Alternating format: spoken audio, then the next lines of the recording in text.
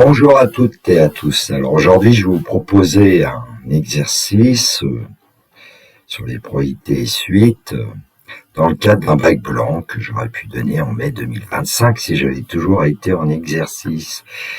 Dans le descriptif de la vidéo, vous trouverez un polycopier, énoncé corrigé en format PDF, ainsi qu'un lien vers mon blog. Vous pouvez trouver divers documents de maths spécialité, maths experte notamment.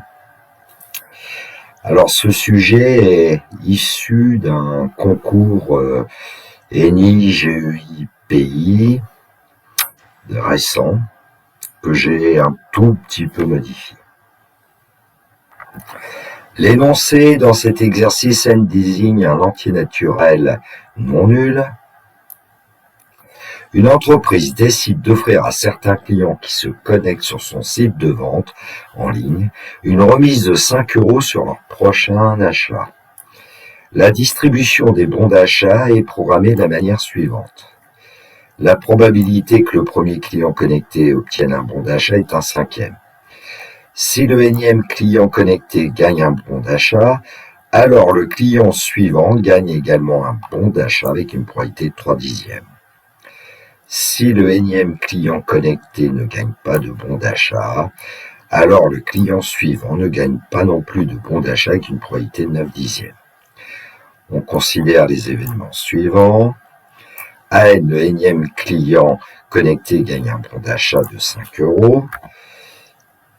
L'événement contraire de AN, le énième client connecté ne gagne pas un bon d'achat de 5 €. On note UN égale la probabilité de l'événement AN. Tous les résultats de probabilité sont donnés sous forme de fractions réductibles. Question 1, donner la valeur de U1. Question 2, recopier puis compléter l'arbre de probabilité donné en annexe. Alors voilà l'arbre de probabilité qui a été donné en annexe, avec au premier étage les événements AN, AN bar, et au deuxième étage les événements AN plus 1, AN plus 1 bar. Et sur la branche qui mène à AN, UN a été indiqué. Question 3, montrer que pour tout entier naturel n non nul, UN plus 1 égale 1/5 de UN plus 1/10.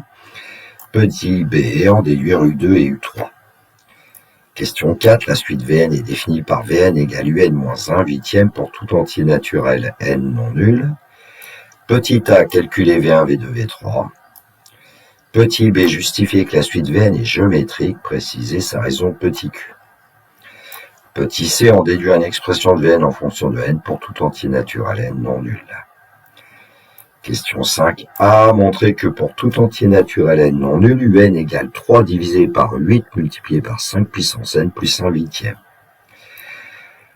Petit b, l'entreprise affirme qu'un client a toujours plus d'une chance sur 8 de gagner un bon d'achat de 5 €. Cette affirmation est-elle vraie? Question c, déterminer la limite de la suite UN, interpréter cette limite dans le contexte de l'exercice.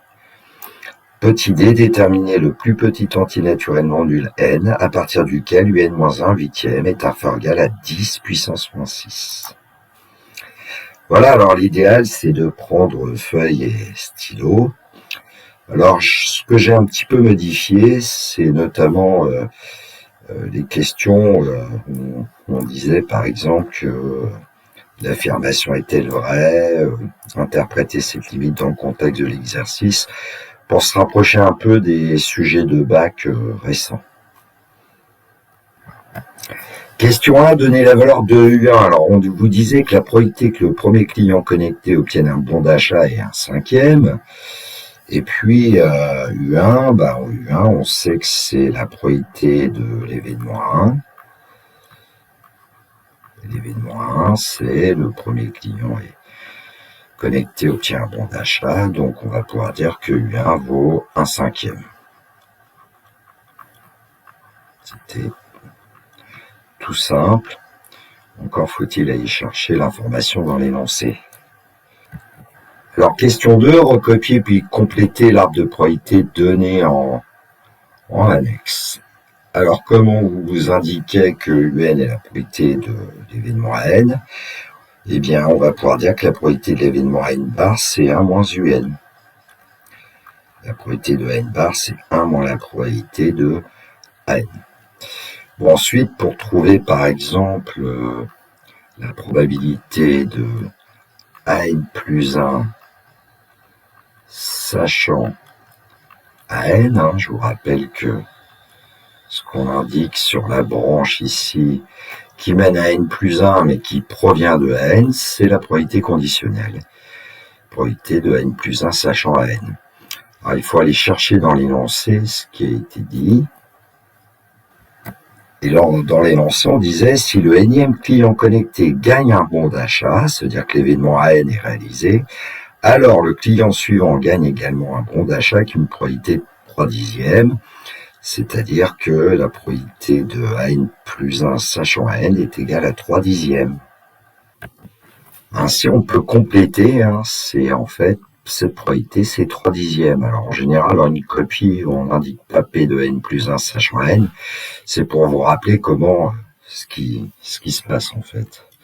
Alors ici, on a la probabilité de l'événement N plus 1 bar, l'événement contraire de N plus 1, évidemment sachant N. Et donc, une probabilité conditionnelle sachant N a les mêmes qualités qu'une probabilité, c'est-à-dire qu'ici, on va obtenir 1 moins 3/10, c'est-à-dire 7/10. La somme des deux probabilités doit faire 1, issu d'un nœud. Bon, alors on va pouvoir s'intéresser maintenant à la probabilité de N plus 1 sachant AN bar, ou bien la probabilité de N plus 1 bar sachant AN bar. On va voir ça dans l'énoncé. Alors, on nous disait que si le énième client connecté ne gagne pas de bon d'achat, donc on pourrait noter ici que ça correspond à l'événement AN bar, alors le client suivant ne gagne pas non plus de bon d'achat, c'est-à-dire on s'intéresse à N plus 1 bar avec une probabilité de 9/10, donc la probabilité de N plus 1 bar sachant N bar est égale à 9/10. Donc on peut l'indiquer sur le diagramme en arbre. Ici on a 9/10. Par conséquent, la probabilité de l'événement AN plus 1, sachant que l'événement contraire de AN a été réalisé, eh bien, est égale à 1 moins 9/10, c'est-à-dire 1/10. Donc à l'écran, ce qu'on attend en fait comme réponse, selon moi, le jour du bac. Alors, on va passer à la question suivante, qui est la question 3. Montrer que pour tout entier naturel n non nul, un plus 1 égale 1/5 de un plus 1/10. Alors, je vais un peu réduire l'arbre quand même. Je vais peut-être me placer ici. Et dans cette question, eh bien, pour commencer à dire que pour tout entier n supérieur ou égal à 1, en fait, moi je préfère l'écrire comme ça pour tout entier naturel n non nul. Bon.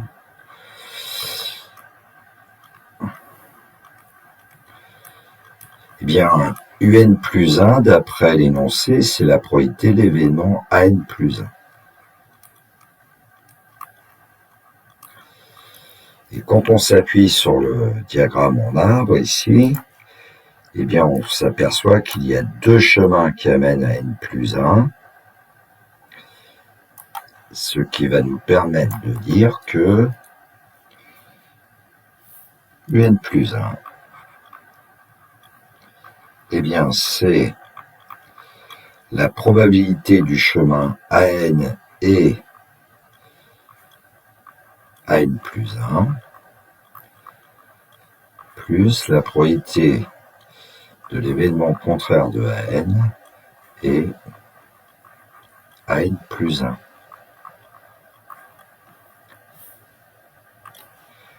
Premier chemin qui mène à N plus 1, c'est la probabilité de AN inter AN plus 1 qu'on va calculer. Et puis deuxième chemin, l'événement contraire de AN et ensuite AN plus 1. Alors ça, c'est d'après la formule des probabilités totales. Et donc, on va pouvoir dire que un plus 1 est égal à, eh bien, P de AN multiplié par la probabilité de AN plus 1, sachant AN.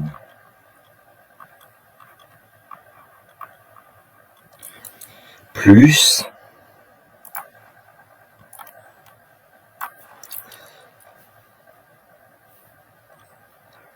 eh bien, la probabilité de l'événement contraire de n multiplié par la probabilité de l'événement an plus 1, sachant l'événement contraire de n.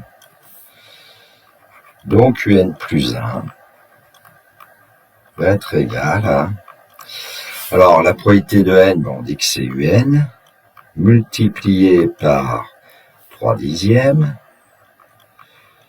plus la probabilité de l'événement contraire de n, c'est 1 moins un, évidemment il faut mettre des parenthèses, multiplié par la probabilité de n plus 1 sachant n, 1 dixième.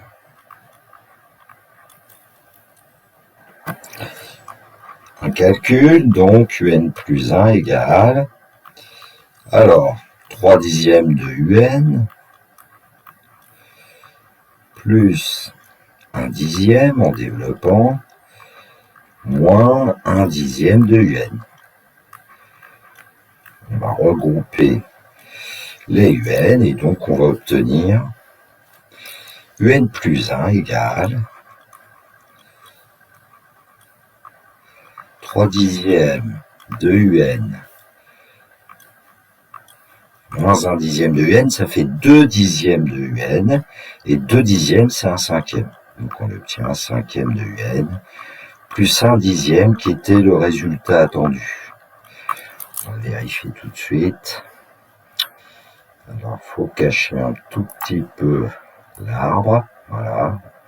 1 cinquième de un plus 1 dixième, ça doit être un plus 1.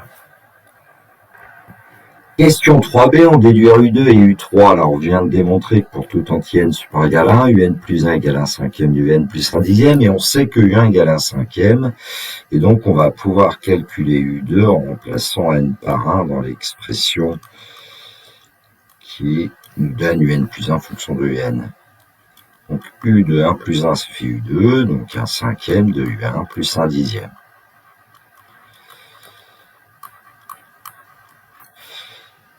Ça va nous donner que U2 est égal à 1 cinquième multiplié par 1 cinquième, donc je vais peut-être écrire tout de suite un 25e, bon, plus 1 dixième. Alors, par réduction au même dénominateur,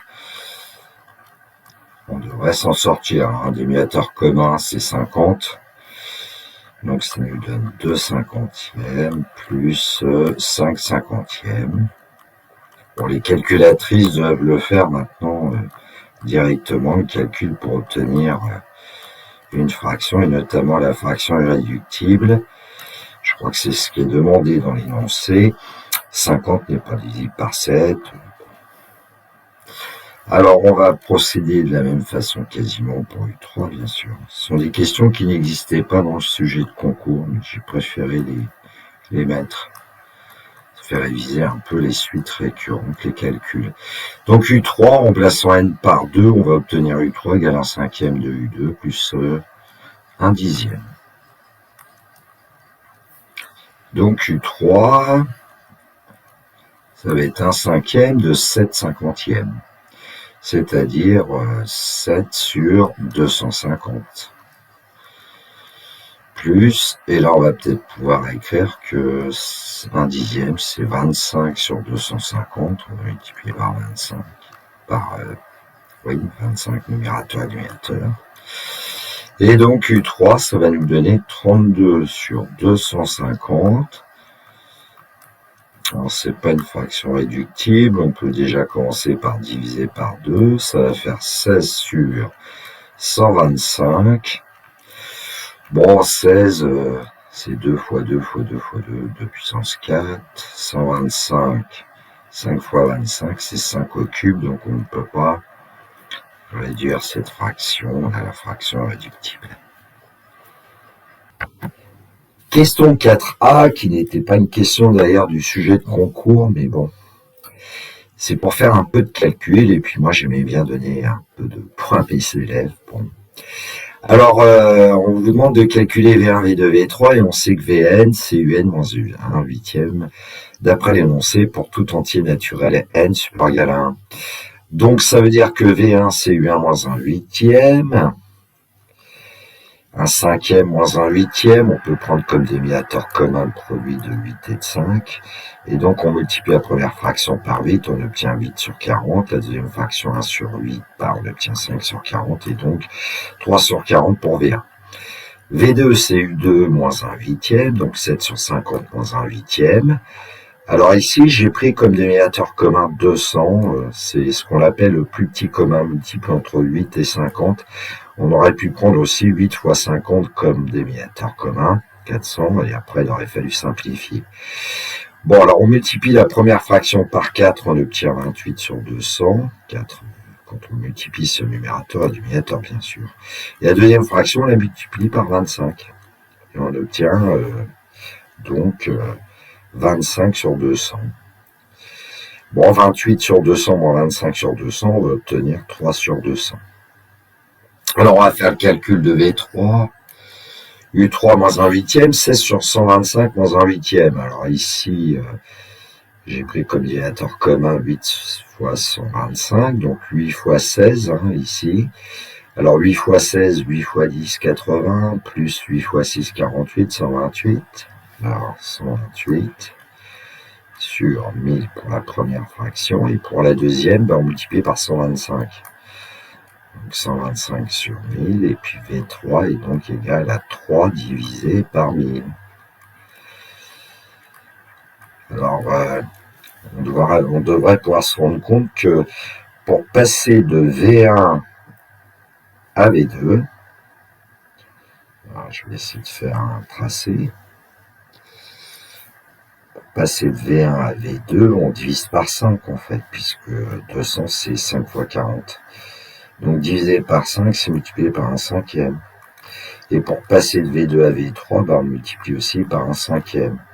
Donc on pourrait conjecturer quand même que la suite Vn semble géométrique de raison 1 cinquième. On verra ça à la question suivante. Question 4b, justifier que la suite Vn est géométrique, préciser sa raison petit q. Dans ce genre de questions, il faut bien aller rechercher les informations de l'énoncé. Vn, on sait que c'est Un moins 1 huitième, et puis on sait que Un plus 1, c'est un cinquième Un plus 1 dixième. Bon, il faut exprimer Vn plus 1 en fonction de Vn, et trouver à la fin, en fait, quelque chose du type QVN. Voilà ce qu'on cherche. Bon, alors Vn plus 1, c'est Un plus 1 moins 1 huitième.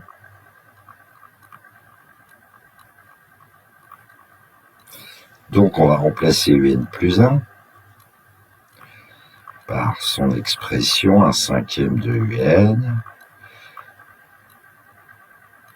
plus 1 dixième moins 1 huitième. Et donc, Vn plus 1 va être égal à... Alors, on a besoin de faire apparaître Vn. Donc ici, on a Un, il faut faire apparaître Vn. Alors, comment on peut faire apparaître Vn? On relie les informations qu'on connaît, et puis ici, on a une expression de Vn en fonction de Un, et puis donc, ça va lui donner Un égale Vn plus 1 huitième. Allons-y, 1 cinquième de Vn plus 1 huitième. Et puis, on va calculer 1 dixième moins 1 huitième. Alors, dénominateur commun, on peut prendre 80 si on veut, 8 sur 80, moins 10 sur 80, moins 2 sur 80, moins 1 sur 40. On développe, alors je vais gommer ce que j'avais là. Vn plus 1 est égal à 1 cinquième de Vn plus 1 divisé par 40 moins 1 sur 40.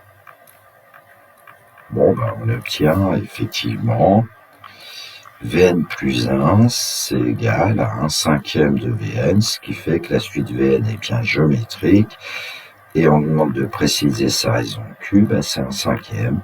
C'est ce qu'on avait conjecturé à la question précédente. Question 4c, on déduit une expression de Vn en fonction de n pour tout entier n naturel non nul, alors quel que soit l'entier n supérieur égal à 1. eh bien on va pouvoir dire que Vn, c'est V1 multiplié par la raison Q à la puissance n-1, après le cours de première. Et donc Vn va être égal, alors Q c'est 1/5 à la puissance n-1, et puis on avait trouvé V1, qui était 3/40. Alors, ici, tout de suite, je vais essayer d'exprimer en fonction de petit n et pas en fonction de n-1 ici. 3/40 multiplié par 1/5 à la puissance n multiplié par 1/5 à la puissance -1. Et 1/5 à la puissance -1, c'est l'inverse de 1/5, et l'inverse de 1/5, c'est 5. Donc on va obtenir 5 fois 3/40 multiplié par 1/5 à la puissance n. Ce qui nous donne que Vn va être égal, alors on peut simplifier 5 et 40, ça va donner 3/8 multiplié par, en fait, 1/5 à la puissance n, c'est 1 puissance n, qui vaut 1, sur 5 puissance n. Et donc je vais pouvoir dire que Vn, c'est 3 divisé par 8 multiplié par 5 puissance n. Alors je fais ça, c'est parce que quand on a bien relu le texte, on voit qu'on va exprimer un un peu sous cette forme-là. Donc, bien évidemment, un élève qui s'arrête ici, il a raison. Hein. Bon, moi je mettrai tous les points. Bon, puis ça fait refaire un peu de calcul avec les puissances.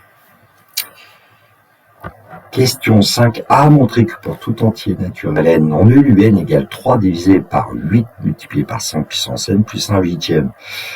Alors, on a besoin de connaître quand même ici le lien entre un et Vn. Hein. Alors, je rappelle que Vn, c'était un moins 1/8. Et puis, on a besoin de connaître Vn en fonction de n. Hein. Alors, on sait aussi que Vn, c'est ce qu'on avait trouvé à la question précédente, 3 divisé par 8 fois 5 puissance n. Bon, ça veut dire que ici, par exemple, si je pars de Vn égale 3 sur 8 fois 5 puissance n, je peux dire que Vn moins 1/8 est égal à 3 divisé par 8 fois 5 puissance n, et puis en ajoutant un 8e, on demande l'égalité, on va obtenir le résultat voulu.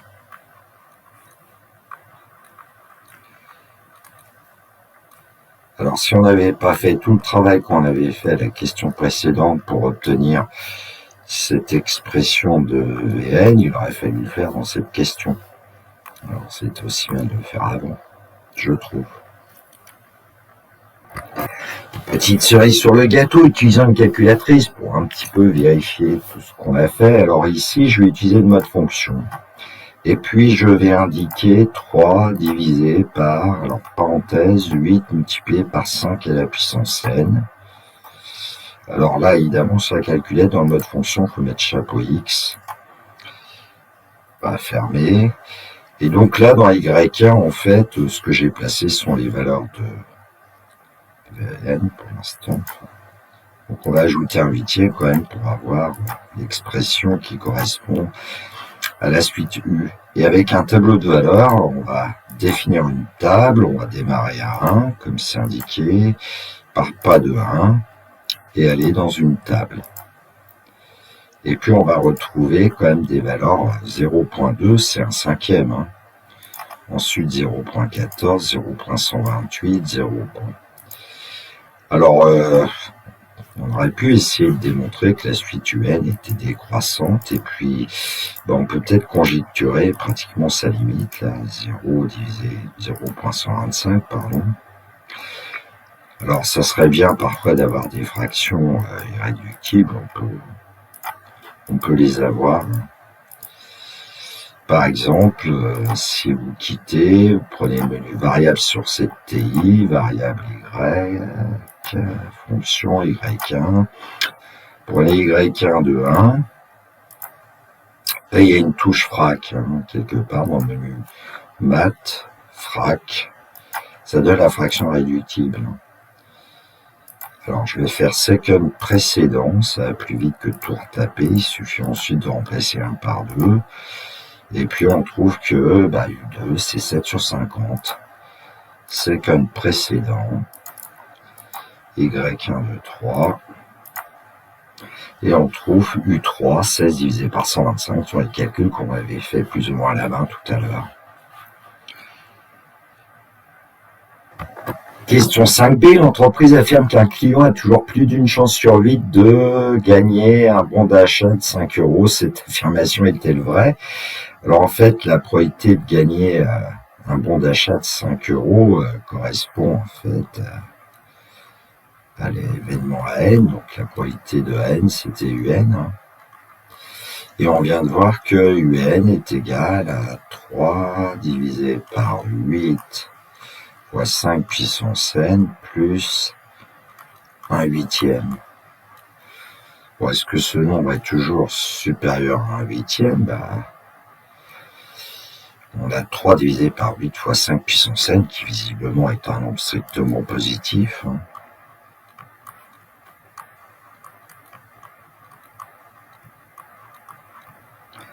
Vous ajoutez 1 huitième. Vous aurez évidemment 3 divisé par 8 sur 5 puissance n plus 1 huitième, qui est plus grand qu'un huitième. Donc, un est bien plus grand que 1 huitième. Et donc, la probabilité de gagner un bon d'achat de 5 euros, quel que soit d'ailleurs le client, ça peut être le premier, deuxième, troisième, énième, eh bien c'est toujours plus grand qu'un sur 8, et donc l'affirmation est vraie.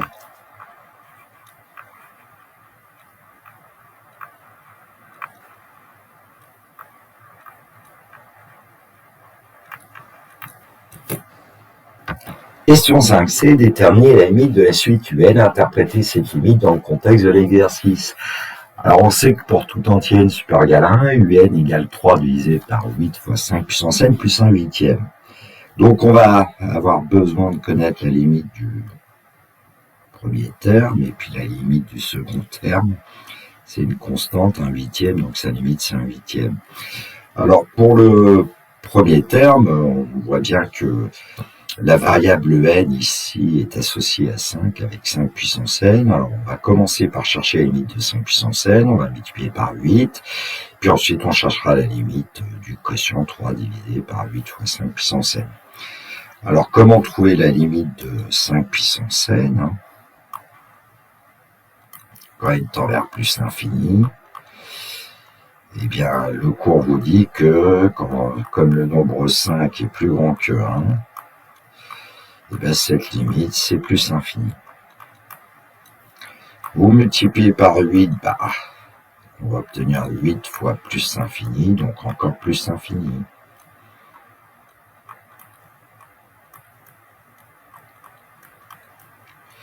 Ensuite, on prend 3 divisé par 8 fois 5 puissance n, donc on va avoir 3 divisé par plus l'infini qui va nous donner 0. Donc le premier terme tend vers 0, le deuxième terme tend vers 1 huitième. Bon, je vais l'écrire tout de suite. Limite de un, c'est 1 huitième. Évidemment, quand petit n tend vers plus l'infini.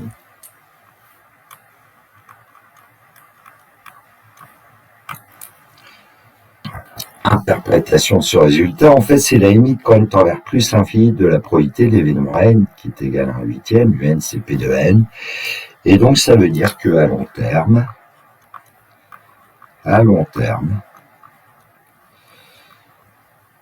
la probabilité de gagner un bon d'achat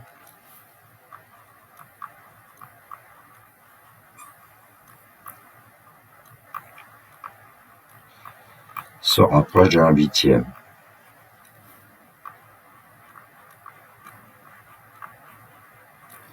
Tout en sachant ici que la probabilité de d'obtenir un bon d'achat est toujours supérieur à un huitième. Ça se rapproche donc de 0,125, environ 12,5% de chance d'obtenir un bon d'achat de 5 euros. Alors je rappelle qu'au départ, bon ça c'est juste une petite remarque, c'est pas à mettre dans l'énoncé, U1 c'était un cinquième, c'était 0,2, c'est-à-dire 0,200, il y avait 20% de chance la première fois. Bon, et puis quand elle devient grand, ben, la probabilité de gagner un bon d'achat se rapproche de 12,5%.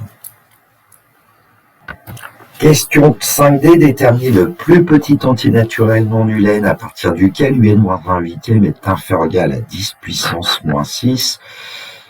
Alors, je voudrais faire une petite remarque pour commencer. La suite UN est décroissante et elle converge vers un huitième. Donc, on a eu un qui vaut un cinquième. Bon, j'ai pas mis les valeurs de U2, U3, etc. Et nous, ce qu'on voudrait, c'est finalement connaître l'entier n tel que la distance entre un huitième et UN, cette distance soit plus petite que 10 puissance moins 6. C'est-à-dire qu'en fait, UN va être quand même très proche de 1 huitième ici. Bon, je vais effacer le petit dessin. Alors, comment on peut résoudre cette inéquation avec un entier n supérieur ou égal à 1? Et bien, UN moins 1 huitième, en fait, c'est VN. C'est VN, tout simplement, qui doit être plus petit ou égal à 10 puissance moins 6. Bon, si on ne remarque pas que c'est VN, de toute façon, on peut s'en sortir. On va obtenir 3 divisé par 8 fois 5 puissance n, qui doit être plus petit que 10 puissance moins 6. Alors, je vais entourer quand même l'inconnu petit n qui en est exposant ici. Donc, on va avoir besoin d'effectuer un certain nombre de manipulations algébriques. Bon, bah, on continue à travailler. Alors, moi, par exemple, j'ai envie de lui dire, on va diviser par 10 puissance moins 6, multiplier par 10 puissance 6, et puis en même temps, on va multiplier par 8 fois 5 puissance n. Bon, j'espère que ça va pas vous troubler. Je multiplie par 10 puissance 6, je change pas le sens de l'égalité. 10 puissance 6, c'est positif. Et si on multiplie par 8 fois 5 puissance n, c'est aussi un nombre strictement positif. On change pas le sens de l'inégalité. Ce qui fait qu'en divisant par 8, on va isoler 5 puissance n. Et donc, en divisant par 8, on va obtenir un certain nombre, c'est-à-dire 3 millions divisé par 8. On va obtenir 375 000 inférieur ou égal à 5 puissance n. Les demandes de l'inégalité sont strictement positives, donc on va pouvoir prendre le logarithme népérien. Voilà la tactique, la stratégie pour pouvoir faire en sorte que petit n qui était en exposant dans le deuxième membre,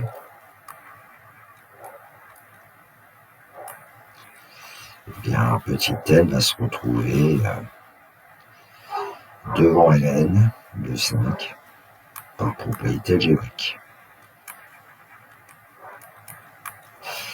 Et donc, on a ln de 375 000 qui est inférieur ou égal à n ln de 5.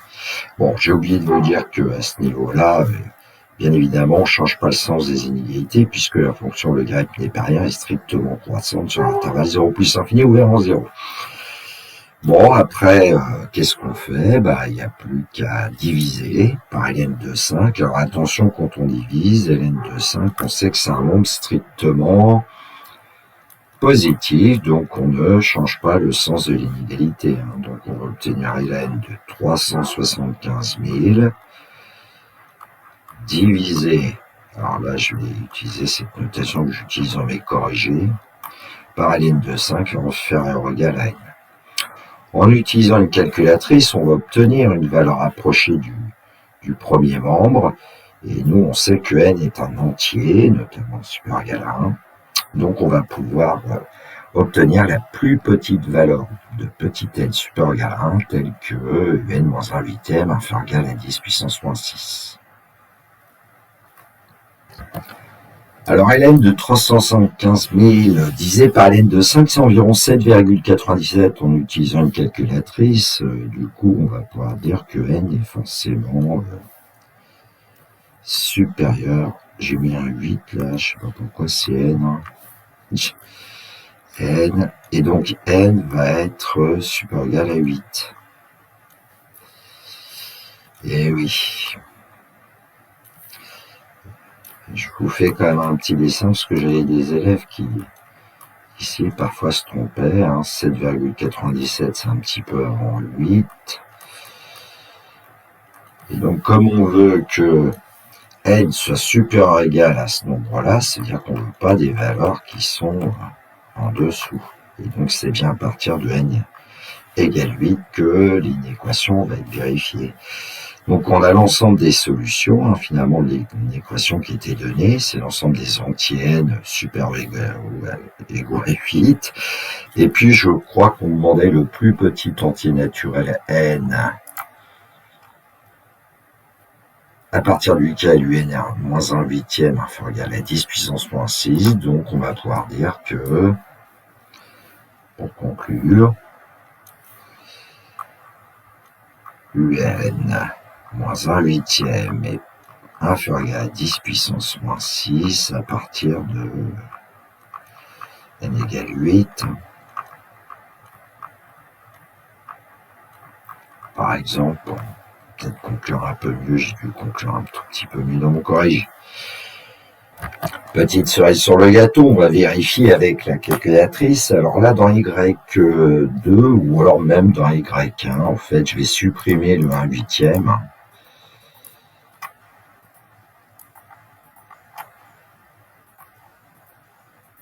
Et puis on peut comparer 10 puissance moins 6, donc dans la table... Ah, j'ai fait une petite erreur, j'ai oublié d'enlever le 8.